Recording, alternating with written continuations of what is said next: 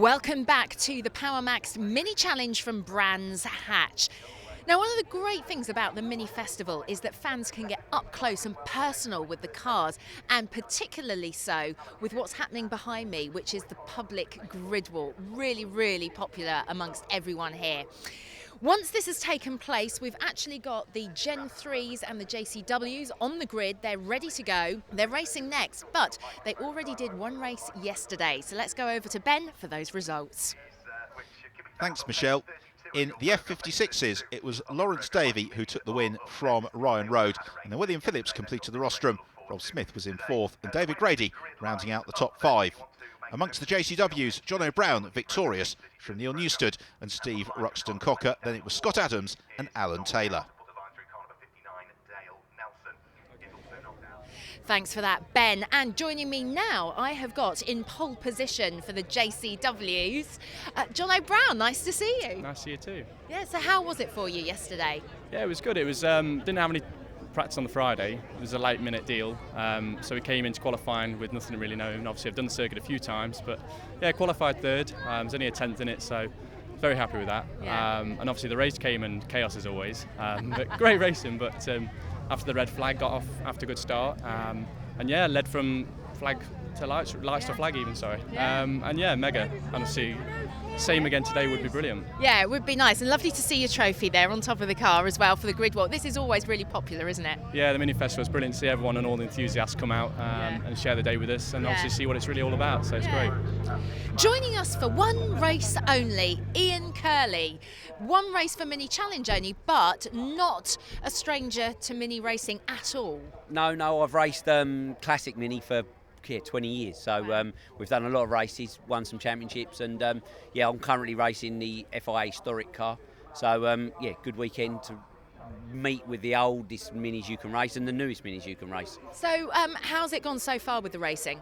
The Historic's been real good. I've had 2 races, 2 wins, and the second one was in tricky conditions, and we're still finding our feet on this car really, so I've got a bit of work to do.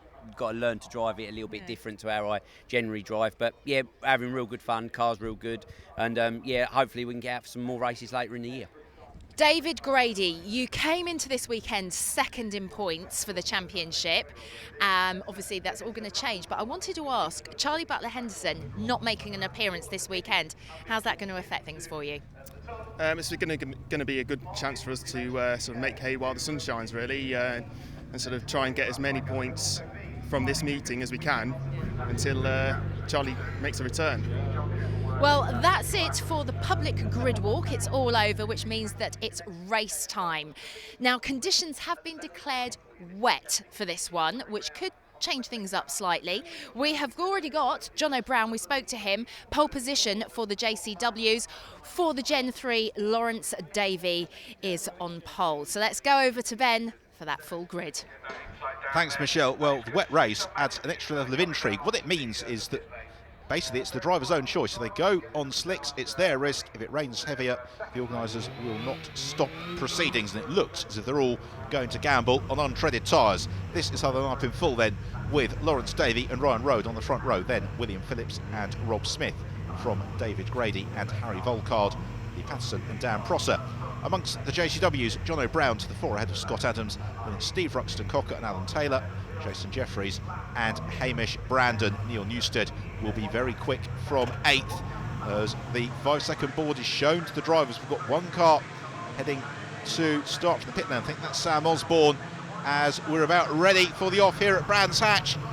Long hold for the drivers, and away we go now, and it's Lawrence Davey who holds his nerve. He gets a good start, so does David Grady, but already Ryan Road, the bright white car, looks to draw alongside Davey as the pair of them plummet down through Paddock Hill Bend for the first time. It's William Phillips who's up into third, so they then all fight for position behind him, with a contact, and around that's William Phillips who gets rotated around somehow. They all avoid him, and he rejoins, having lost only about 10 places, but that would have been a heart-stopping moment from Phillips, being pitched into that spin in front of the rest of the field.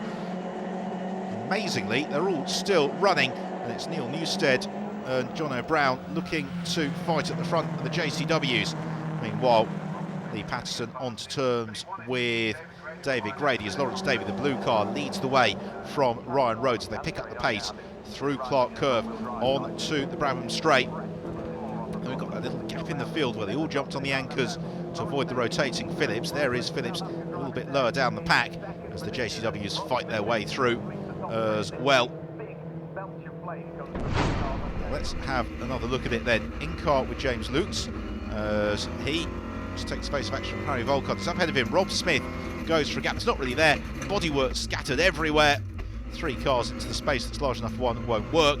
It's William Phillips who lost out. He went around, and as you can see, Rob Smith lost his front splitter as now the rain just begins to worsen.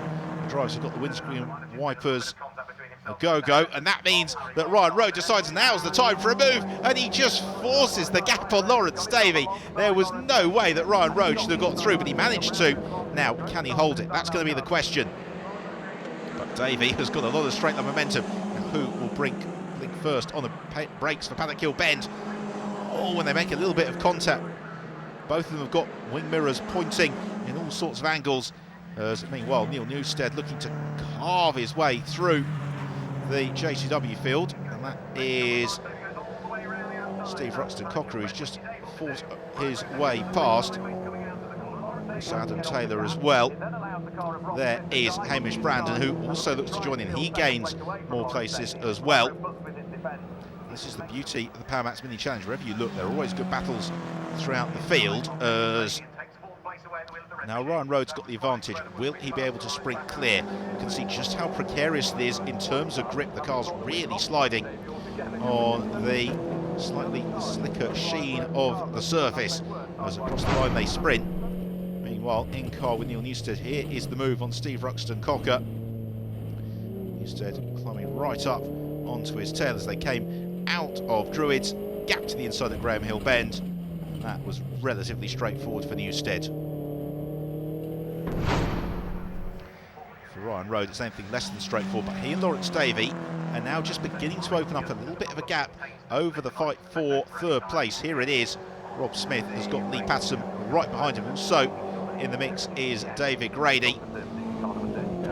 Well, the windscreen wipers have stopped, which suggests the precipitation has just eased up momentarily. It's still going to be a little bit slippery as they get on the brakes, Paddock Hill Bend, and Ryan Rowe understeering a little bit. He doesn't make the apex that he wants. The car goes sideways. He's going to have to stretch it out, and he does through the gravel, and Rowe slips down into second place. Fortunately for him, Rob Smith not quite close enough to challenge to demote him to third. But Rowe will be very, very disappointed with that. It was a tiny mistake. Gravel trap slowing him down. Now, can Rowe do anything about closing back onto turns with Lawrence Davey? Meanwhile, Luke Reed and Harry Volcard busy fighting a little bit lower down the order. That is for 9th and 10th place. This is a battle for second, as Rhodes hasn't closed up to Lawrence Davey, but he has got Rob Smith, Lee Patterson and David Grady all forming a fairly disorderly queue behind him, and Rhodes makes another mistake, puts 2 wheels onto the grass. Smith goes for a gap, it's not there, they crunch bodywork. Meanwhile, Neil Newstead has eased away from Hamish Brandon in the battle at the front of the JCW class. Don't forget, Newstead starting from the back of the grid. It's been one of the classes of the JCW field all season long. And he has been able to build a reasonably comfortable buffer over Brandon. So here's another look then at how it all went wrong for Ryan Rowe. It was on the brakes into Paddock Hill Bend. He braked desperately late. The car understeering at that point. He couldn't get it down for the apex, and as it went sideways, he had to correct it to go straight on, and that meant that he bounced through the gravel trap. A little bit of bodywork ripped away as well, rejoining in second, and that is where he remains, and still under intense pressure from Rob Smith. But Rob Smith can't get too intimate here, because if he does, he risks ripping off his radiator. And as a result, you can see Lawrence Davey just beginning to ease away. We are getting very late into the race as well, as Rhodes having to defend from Smith. But Ryan Rhodes has improved so much through the course of this season.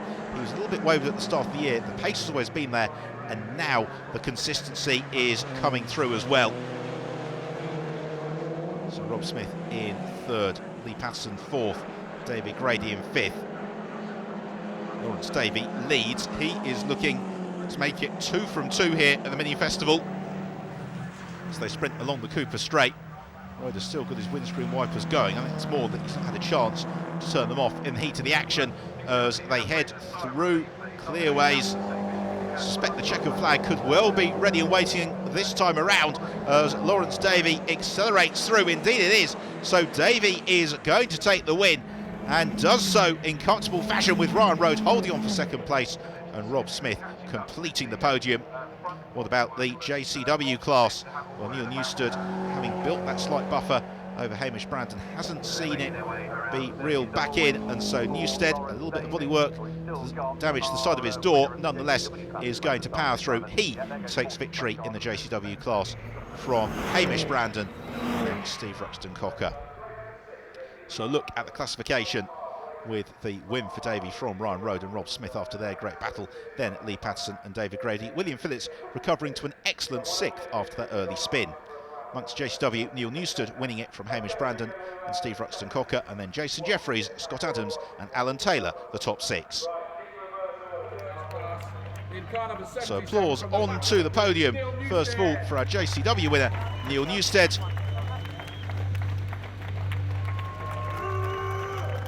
So applause from the pit lane, and then Lawrence Davey, the F56 and overall race winner.